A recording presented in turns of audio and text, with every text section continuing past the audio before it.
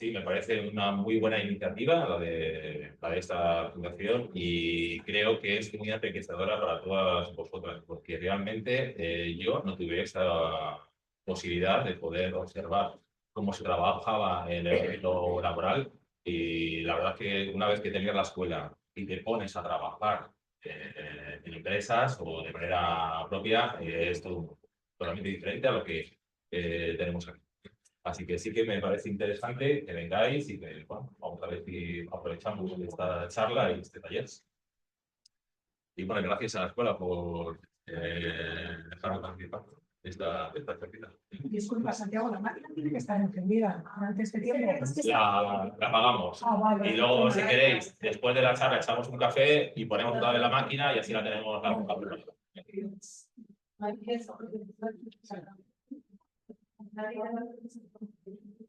A nosotros. A nosotros no, sí. Esta la noche que gana, ¿no? Sí, No estoy bien. espera. La... Sí,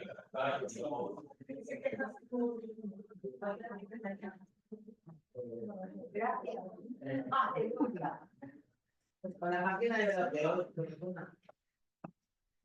bueno, esa máquina que sonaba la denominamos normalmente disgregadora. Nos permite que las láminas de celulosa, ya sea lino, algodón, yutes y sal, se separen, ¿no? Y se puedan trabajar con ellas para fabricar el papel. Entonces es un proceso indispensable para luego hacer la práctica. Así que después de la charla haremos un descansito y pongo la máquina otra vez para que cuando podamos hacer el taller pues tengamos material dicha, ¿no? Para hacerlo. Entonces, bueno, pues ya me han presentado, trabajo en la Biblioteca Nacional, llevo 16 años en la profesión, 10 años como restaurador, haciendo trabajo de conservación preventiva, importante la conservación preventiva, es muy importante, que parece que la restauración es todo lo que se lleva a los recursos, pero últimamente cada vez se está apostando más por la conservación preventiva, ¿no? Ya sabéis la diferencia entre conservación preventiva y la restauración. Conservación preventiva es actuar sobre un conjunto de bienes, ¿no? O sea que los recursos se irían repartidos a un conjunto de bienes, mientras que la restauración, un bien, todos los recursos que podría haber protegido con cajas un conjunto de una colección de libros, todos los recursos esos se nos van en una restauración. Entonces, las restauraciones son costosas, se deben evitar, pero cuando la obra está en un grado de deterioro imposible de manipular, pues es necesario hacer este tratamiento, ¿vale? Entonces, bueno, aquí voy a hablar de, esta charla va a ser sobre la reintegración mecánica del papel. Uno de los objetivos de la restauración es devolver la integridad física y funcional a la obra, ¿no? Entonces, si nosotros queremos manipular el documento, queremos sacar información, necesitamos poder pasar las hojas sucesivas en un libro o intentar exponer un grabado que le falta un fragmento, ¿no? Y uno de los tratamientos frecuentes es la reconstrucción de las partes perdidas. Esto os lo vais a encontrar con este tipo de trabajo en muchos sitios. Y bueno, para reintegrar el papel, ¿qué posibilidades hay? Pues una de ellas es la reintegración manual. Evidentemente, eso todo lo conocéis. Utilizamos un papel de diferente gramaje, con diferente tono, con diferente textura y reintegramos o intentamos hacer un injerto de la parte de pérdida del soporte y lo adherimos como adhesivo, ya sea natural, sintético, incluso semisintético, efectivamente, ¿vale? Y luego la otra posibilidad es la reintegración mecánica del papel.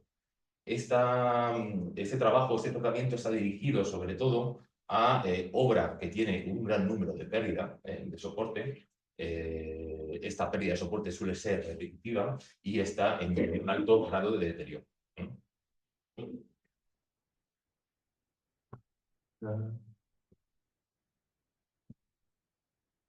¿El ratón es este? No.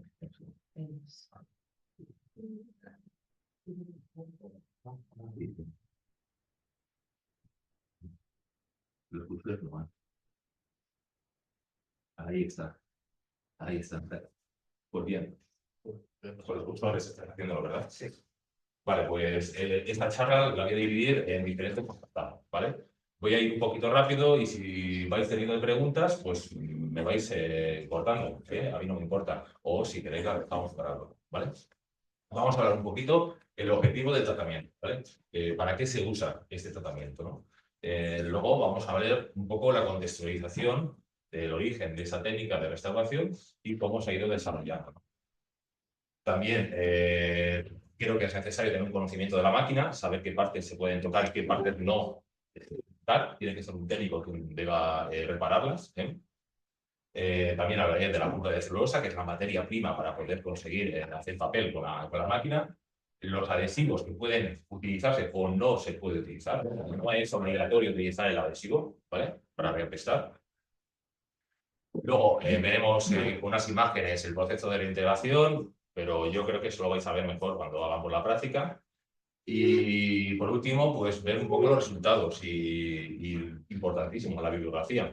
Esta bibliografía se la pasaré a Rocío los artículos que tengo, otros no los he podido digitalizar, los he consultado por internet, otros me los han dejado, pero bueno, lo que tenga os lo paso y yo creo que os puede venir bien si algún día decidís opositar, que eso es uno de los caminos laborales que en España está bastante bien, ¿eh?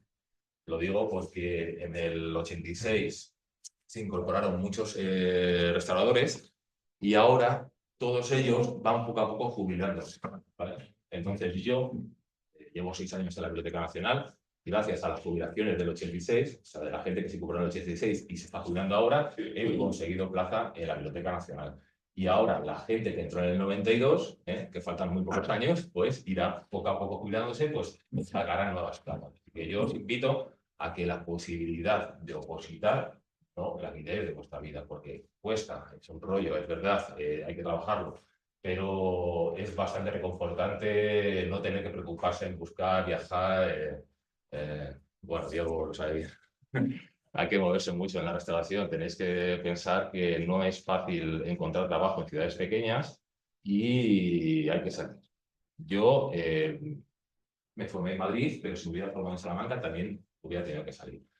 Hay gente que tiene suerte y que es de Salamanca y a lo mejor sí que ha podido conseguir un trabajo.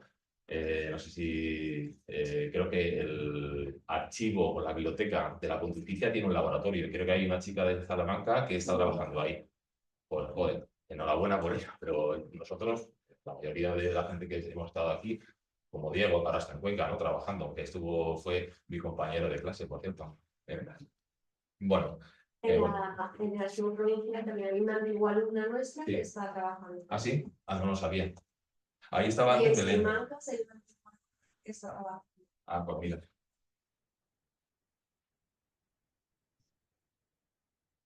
¿Y por oposición? La de Simancas es por contratación y la de provincial es oposición. Interesante. Y es muy joven la del provincial. Sí, sustituyó a Belén. Ah, Belén, sí. Sí. Ahora está en el mar. Sí. Sí. Y alguna vez la veo en la cafetería de la Biblioteca. Sí. Bueno, pues el objetivo principal que tiene el proceso de reintegración mecánica del papel es, como os he comentado antes, es devolverle la superficie perdida al papel. Y las características que tiene que tener es, numerosas pérdidas, porque a lo mejor no merece la pena hacer el proceso para un injerto pequeño. Estas pérdidas repetitivas entre unas hojas y otras, y luego bueno, puede estar el documento débil o no puede estar. Si está muy débil, a lo mejor sí que podemos utilizar, como luego veréis, una laminación, ¿no? Antes o después. Ya os explicaré en qué es este proceso. Y luego es un proceso muy sencillo. Frente al coste y el tiempo que nos resultaría la reintegración manual, este es un proceso en el que tenemos los materiales necesarios. Lo primero es una reintegradora mecánica, que eso es fundamental. Si tenemos todos estos materiales de pulpa de celulosa y agua, con eso conseguimos una reintegración rápida y bastante homogénea, bastante agradable a la vista, bastante buena. Y luego, otra posibilidad de uso de la máquina es la fabricación de papeles. Esto puede ser positivo en algunos momentos y negativo en otros, ¿no? ¿A qué me refiero sobre todo con lo de negativo? Pues evidentemente nosotros podemos seleccionar las fibras, podemos seleccionar si puede llevar adhesivo o no de papel, podemos seleccionar el tono de la máquina, pero tenemos que tener conocimiento del origen de las fibras. Cuando comercializas de memoria, productos de conservación, CTS y otras páginas, Museo Capellares, por ejemplo, un museo de un molino papelero que está muy bien, que recomiendo que visité, que está a 40 kilómetros de Barcelona y merece mucho la pena. Cuando comercializan la pulpa, no garantizan el refinado y la calidad de esa fibra. Nosotros no sabemos qué procedimiento de branqueo ha tenido, no sabemos el origen de esa fibra de lino, esa fibra de algodón, ¿no? Y al final llega un momento que la fabricación de la piel sí está muy bien para nosotros hacer las integraciones, pero deberíamos tener conocimiento de dónde se consiguen las fibras y qué proceso de refinado han tenido. Eso es algo que tenemos que empezar a corregir. Pero bueno, luego veremos un poco este tema cuando hablemos de las fibras. Las hojas están muy bien. La cuestión es que, aunque se base en un procedimiento tradicional de papel, la dentadura mecánica, a la hora de confeccionar las hojas, no es un proceso idéntico al tradicional al 100%, porque en el tradicional no existía la succión. En el tradicional se cogía la forma, se metía la tina, se daba unos golpes y se sacaba la hoja. En cambio aquí sí que tenemos una succión y la succión nos puede generar estos problemas, ¿no? Estas pequeñas cúmulos de pulpa, que al final eso depende del refinado de la fibra. Entonces, cuando hagáis papel, hay algunos que os quedarán mejor, otros que os quedarán peor, pero bueno, esta parte de aquí se puede utilizar. A lo mejor yo esto lo elimino, pero esta la puedo utilizar para hacer injertos de manera manual. Y bueno, vamos a ver un poco la contextualización de la máquina. El origen de esta máquina es en los años 50, por esas dos investigadoras. A finales de los años 50 empezaron a investigar sobre la reconstrucción del documento, de las pérdidas del documento, ¿no? Ellas utilizaban, bueno, la primera máquina, por lo que he leído, yo no lo he visto, evidentemente, la primera máquina era una sucesión de máquinas partiendo de una pila holandesa. ¿Sabéis lo que es una pila holandesa? ¿Tenéis la idea de una pila holandesa? Es como un circuito cerrado. Se coloca la pulpa con agua y un rodillo dentado va triturando y cortando la pulpa. Va cortándola longitudinalmente y triturándola transversalmente para que se abra la fibra y de las pequeñas fibrillas que van a hacer luego los puentes de hidrógeno, las uniones en los injertos, se reproduzcan. Estas primeras máquinas partían de eso, de una pila holandesa, una máquina grande.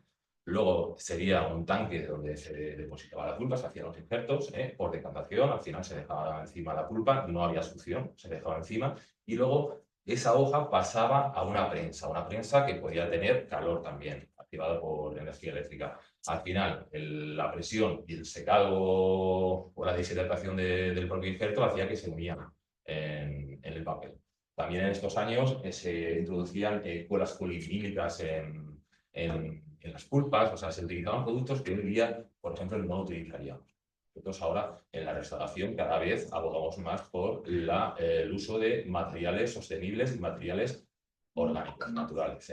Y a lo mejor los semisintéticos, pero las colas polivinílicas, aunque tengan pH negro y todo esto, intentamos eliminarlas de nuestro trabajo. Pero bueno, yo a veces las utilizo sobre todo para encuadernación.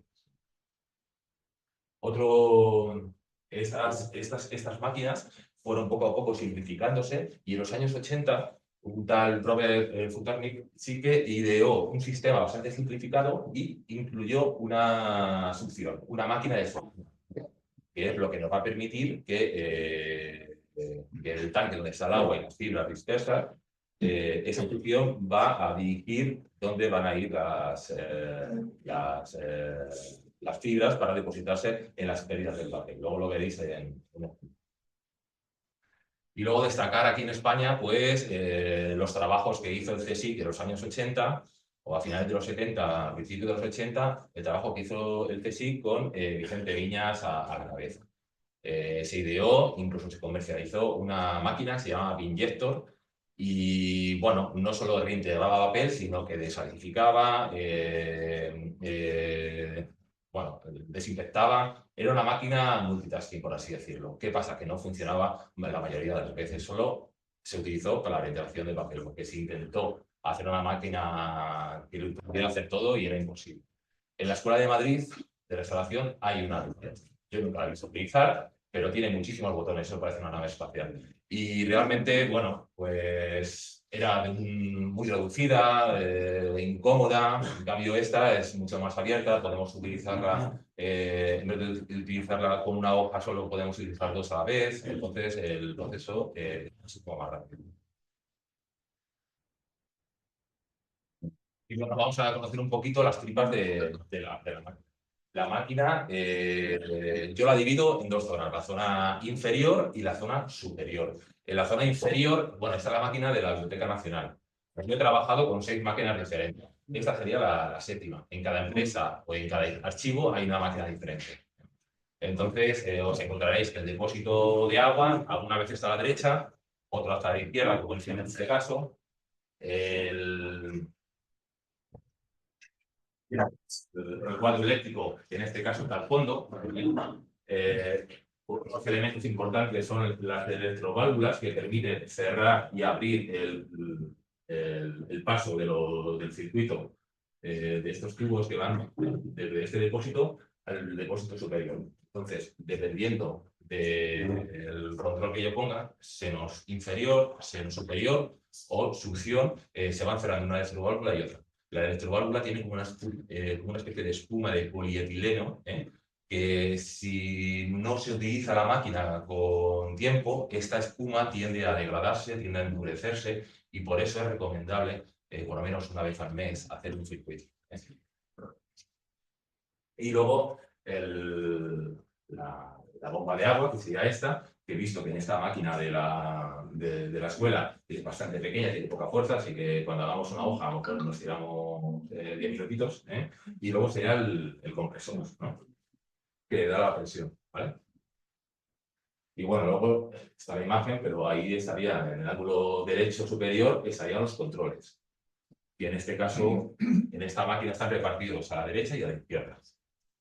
Aquí, en la zona superior, lo principal es la rejilla. Eso es lo que yo os comento, que al final es muy similar a la forma, la forma que utilizaba el Laurente a la hora de fabricar papel tradicionalmente.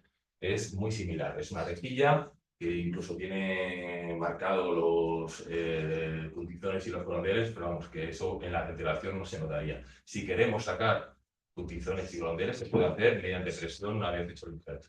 Yo sí que he leído la literatura que habla sobre este tema, gente que practica y no falsifica, pero sí que imita el papel tradicional.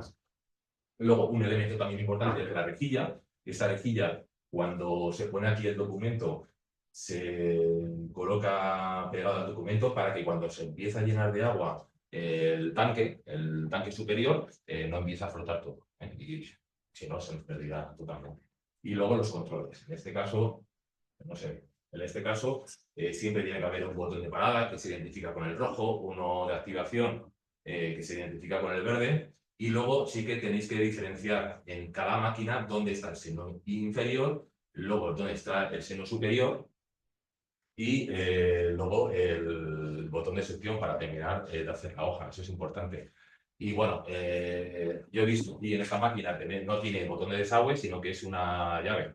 En la Biblioteca Nacional hay un botón de desagüe, y cuando te equivocas y le das al botón de desagüe, pues este depósito se va vaciando y no te das cuenta, y luego hay que llegar otra vez. Tened en cuenta que esto es un circuito cerrado de agua. Reutilizamos el agua. Lo que pasa es que llega un momento que el agua se ensucia, ya que los documentos pueden soltar suciedad o directamente que tiene un exceso de pulpa, porque al final la pulpa se va quedando por todos los conductos y los circuitos, y al final hay que renovarla. Pero bueno, se puede renovar con tiempo, no podemos gastar continuamente agua. Cuando uno lo ve amarilla o la ve con un tono difícil, pues es ahí cuando hay que renovarla. Y bueno, ¿qué ventajas y desventajas tiene este procedimiento? Como antes comentaba, es un proceso sencillo que solo requiere pulpa de celulosa, agua y, si se quiere, un reafreso, un adhesivo, ¿vale? Imita o se basa en el proceso tradicional de la fabricación del papel y luego es un tratamiento muy rápido. Por eso es un tratamiento que se dirige sobre todo al campo de los archivos. Siempre que haya un archivo con una documentación de protocolos notariales, por ejemplo, importante, es recomendable tener una máquina. ¿Por qué? Pues porque normalmente la documentación de archivos se ha guardado en espacios no adecuados, sótanos, azoteas, con mucha humedad, con mucha temperatura, poca ventilación, proliferan microorganismos, proliferan las larvas de los insectos que se alimentan del papel y generan los orificios en los documentos.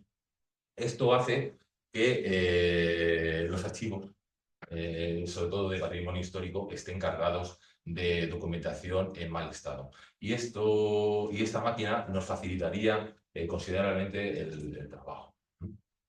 Otra cosa interesante de este procedimiento es que se consigue un gramaje concreto, se consigue un tono concreto, si queremos. Y luego también, a diferencia del injerto manual, ¿no? De la rendelación manual, es que aquí podemos optar a no utilizar adhesivo. Entonces solo utilizaremos fibra de celulosa y agua. Y gracias al poder interfibrilar que generaría los puentes de hidrógeno, no haría falta un reapresto. Normalmente nosotros ponemos el reapresto para asegurarnos, ¿no? que la unión es perfecta, y luego también tened en cuenta cuando metemos un documento en agua, no solamente se elimina la suciedad, sino se eliminan otros elementos, a lo mejor el reapresto que tenía en origen o sustancias saltarinas que pueden favorecer a su conservación a largo plazo. Entonces sí que yo creo que es recomendable dar un reapresto por lo menos de gelatina, ¿no?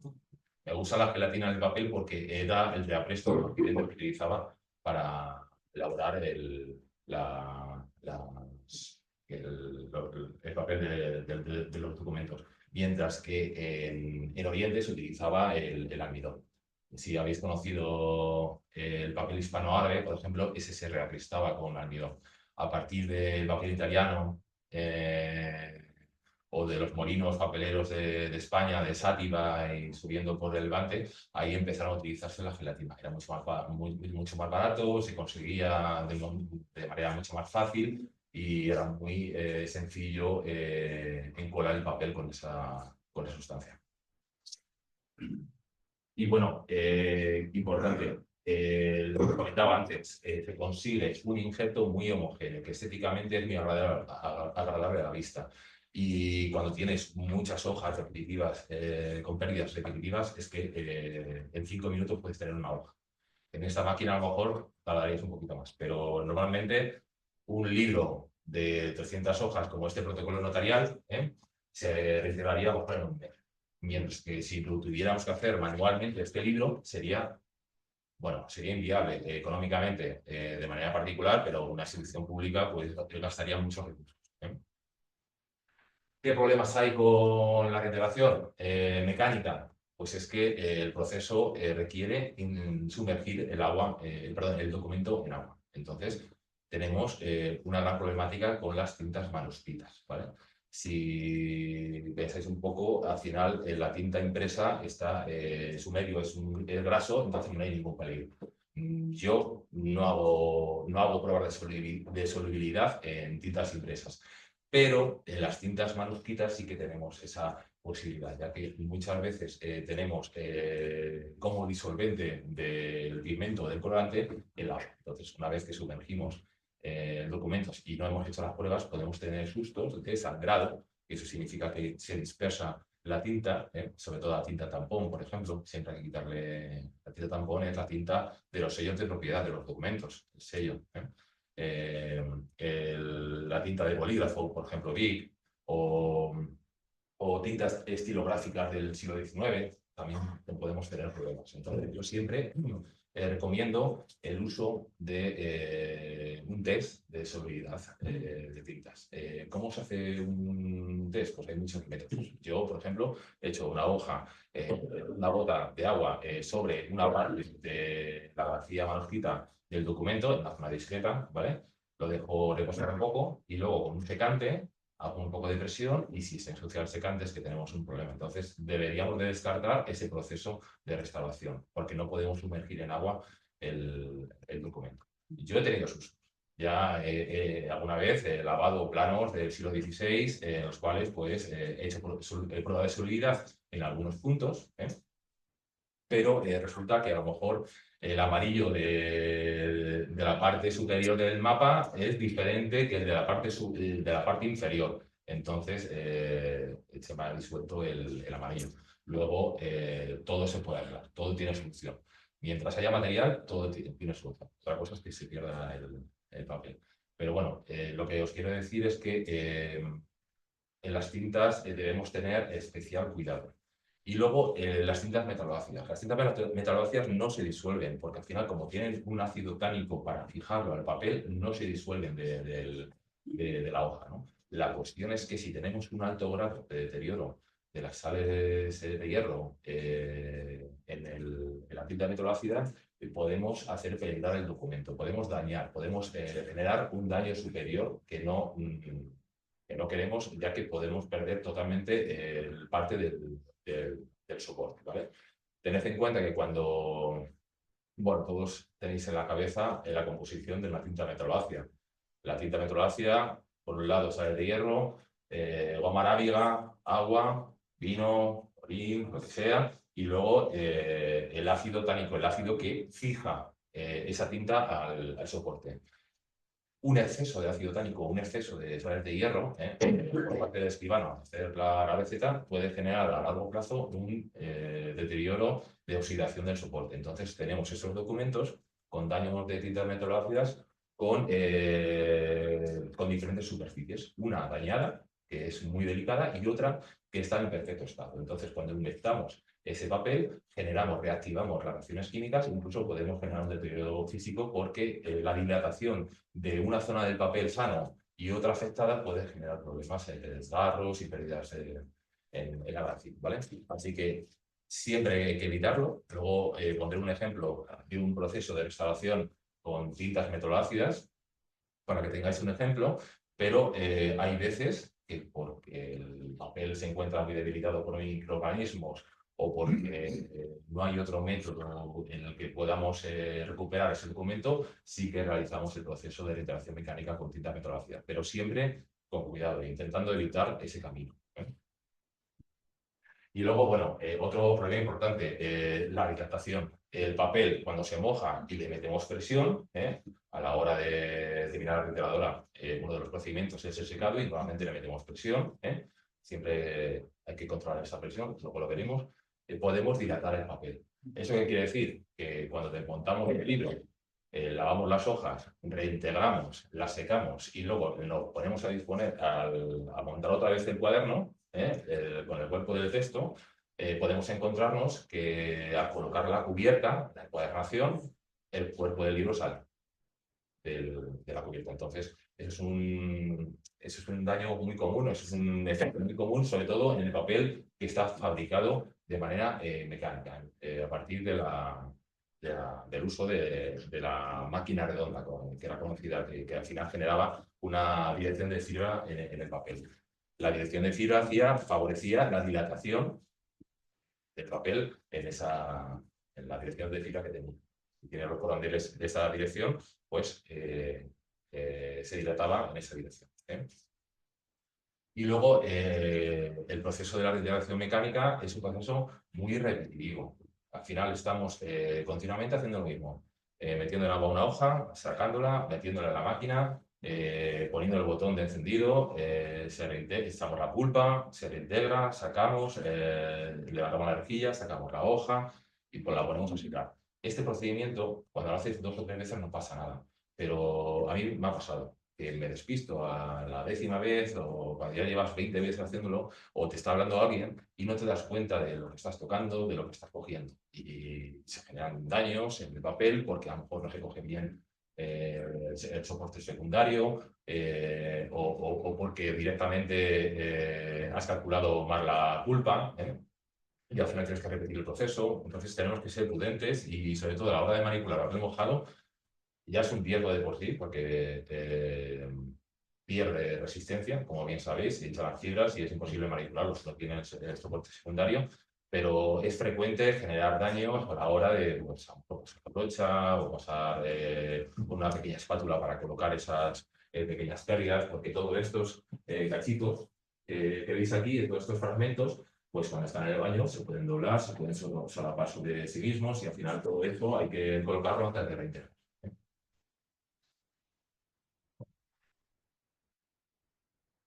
Y bueno, ya hemos contextualizado un poquito la máquina, sabemos un poco el interior, la zona interior y la zona superior. Yo recomiendo no tocar mucho la máquina, pero nosotros en la Biblioteca Nacional solemos limpiar la parte superior, la desmontamos, la limpiamos de algas, porque normalmente cuando se deja de utilizar se genera ahí una humedad que no es nada buena y proliferan como pequeñas algas mucosas que se adhieren a la pared del PVC.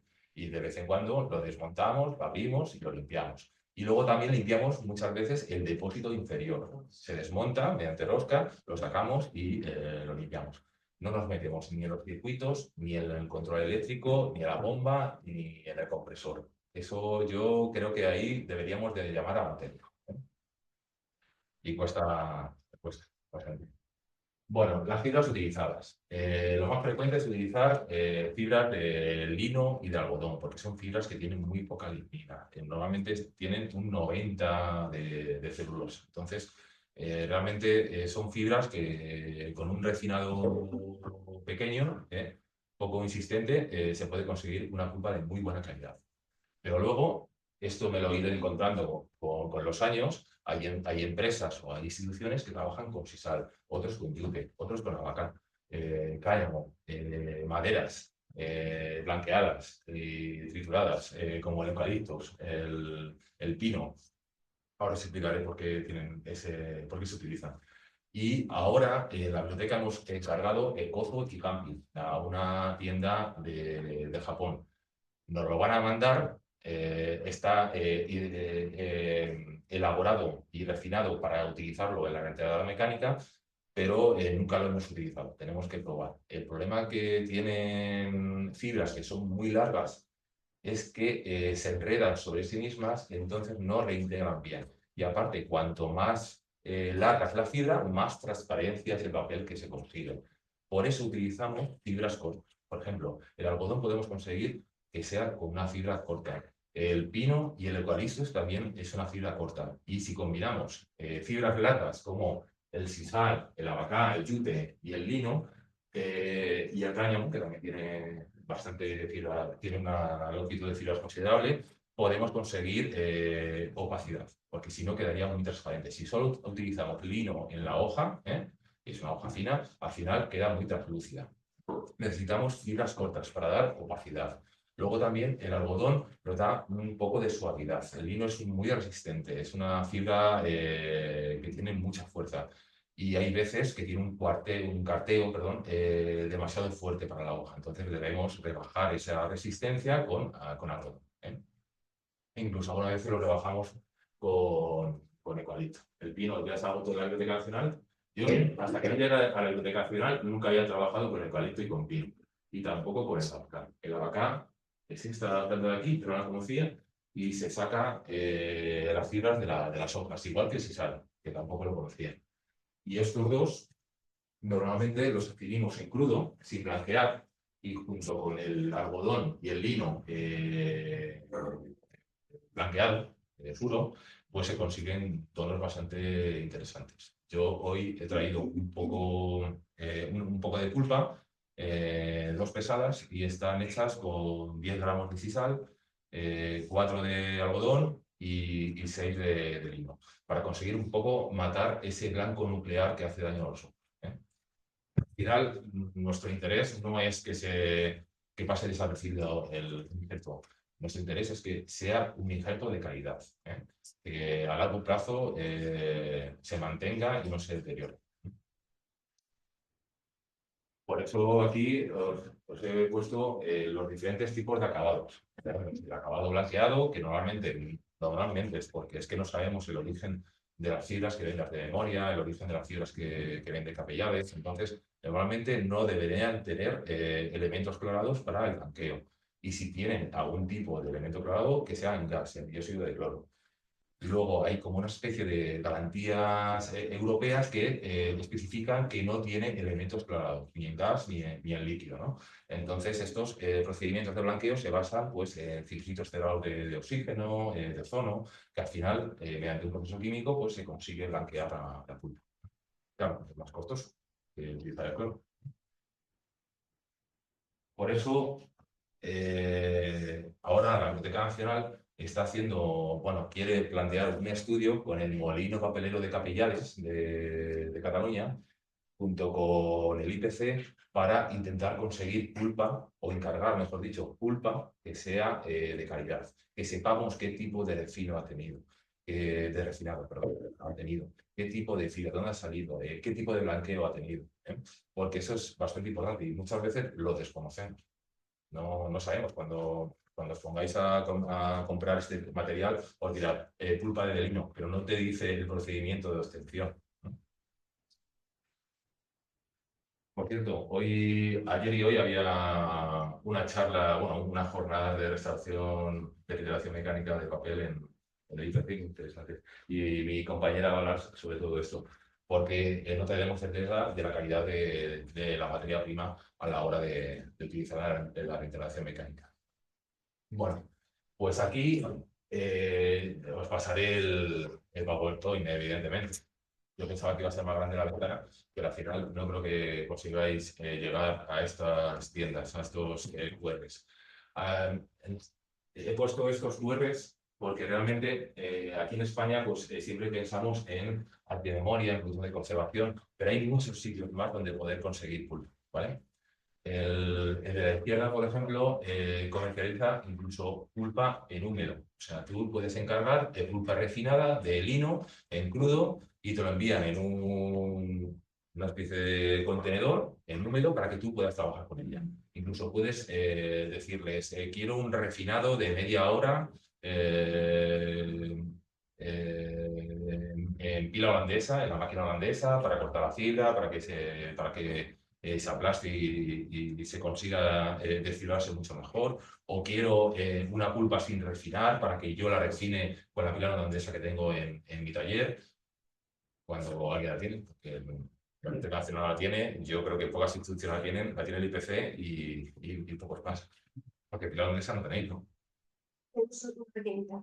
Ah, sí. Pero hermano, o sea, decía mi compañero. Ah, pues. Pero no es para usar pulpa, es para almacenas. El ejemplo, ¿no? Sí. Ah, bueno. Bueno, muy bien. Pues nosotros queremos ahora adquirir una en la Biblioteca Nacional, porque, claro, de esa manera tenemos un control del refinado y de esa manera también sabremos cuánto tiempo ha estado en la pila holandesa una pulpa. No, yo creo que lo que nos falta no es conocimiento de la reintegración mecánica, lo que nos falta es conocimiento de cómo se consigue esa pulpa. Yo creo que los comercios no te dan información. Y bueno, se puede conseguir de diferente manera. Lo normal es que comprar en láminas. Eso es lo más normal. O sea, aquí la compras en láminas, ¿no? Luego también yo la he adquirido es prácticamente lo mismo. Lo que pasa es que te la dan hecho en bolitas. Ha pasado por la disgregadora y punto. Y luego la pulpa en húmedo. La pulpa en húmedo yo no la he utilizado, conozco gente que la ha utilizado y le va muy bien. La cuestión es que no utilizan la pulpa para la reintegración mecánica, sino para la fabricación de papel artesano. Entonces, no sé hasta qué punto sería interesante para nosotros, pero cabe la posibilidad de poder adquirir. Y bueno, ¿cómo elaboramos la pulpa? La pulpa, voy a decir el procedimiento más común, como la adquirimos en láminas o en hojas, lo que tenemos que hacer es rehidratarla, ¿no? Y realizar un refinado. La rehidratación es simplemente cortarla en fragmentos de las hojas y dejarlas por lo menos 24 horas en el agua. En muchas ocasiones ese agua se ensucia y tiende a tornarse oscura. Yo suelo hacer varios cambios, entonces puedo tener la pulpa en remojo 2 o 3 días, porque hasta que no sale más o menos limpia, yo que no sé lo que contienen las pulpas y por eso estamos dudando de la calidad de nuestras pulpas. Esta es sisal, es en crudo. Es verdad que no ha sido blanqueada y a lo mejor por eso ensucia, pero no debería de soltar eso en agua. Entonces estamos un poco dudando. Y luego hay 2 caminos. Cuando ya la tenemos aquí, hay 2 caminos. O tirar por una pila holandesa, que sería lo suyo. De esa manera tenemos conocimiento del trabajo que ha tenido esa fibra. También tenemos que ser conscientes que muchos